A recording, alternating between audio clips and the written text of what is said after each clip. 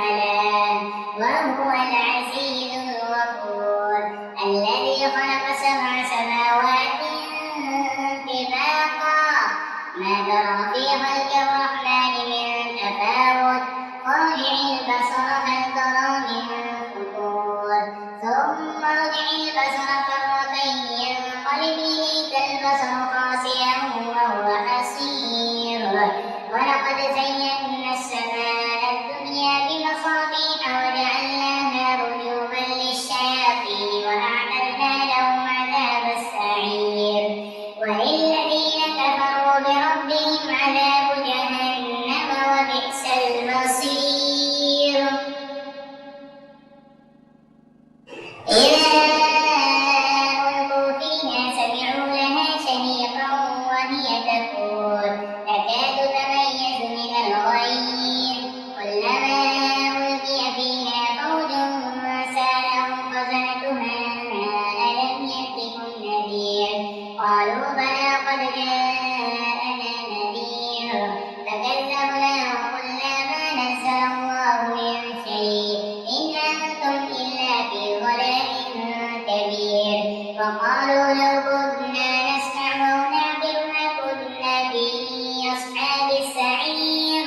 فاعترفوا بذنبهم فسحقا لأصحاب السعير إن الذين يخشون ربهم بالغيب لهم مغفرة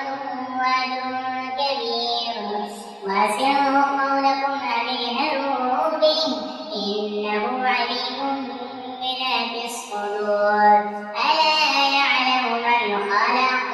وهو اللطيف الخبير هو الذي جعل لكم الأرض ذلولا فامشوا في مناكبها وكلوا من رزقه وإليه النشور أأمنتم من في السماء أن يخسف بكم الأرض فإذا هي تمور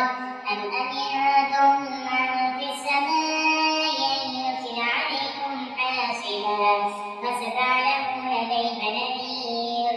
ولقد كذب الذين من قبلهم فكيف كان نكير أولم يروا إلى الطير فوقهم صافات ويقبضن ما يمسكهن إلا الرحمن إنه بكل شيء بصير أمن هذا الذي هو جند لكم ينصركم من دون الرحمن إن الكافرون إلا في غرور أمن هذا الذي يرزقكم إن أمسك رزقه بل لجوا في عتو ونفور أفمن يمشي مكبا على وجهه يهدى أمن يمشي سويا على صراط مستقيم قل هو الذي أنشأكم وجعل لكم السمع والأبصار والأفئدة قليلا ما تشكرون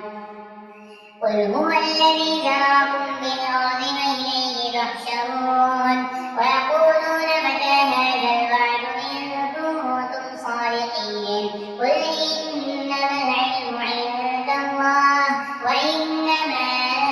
أنا نذير مبين فلما رأوه زلفة سيئت وجوه الذين كفروا وقيل هذا الذي كنتم به تدعون قل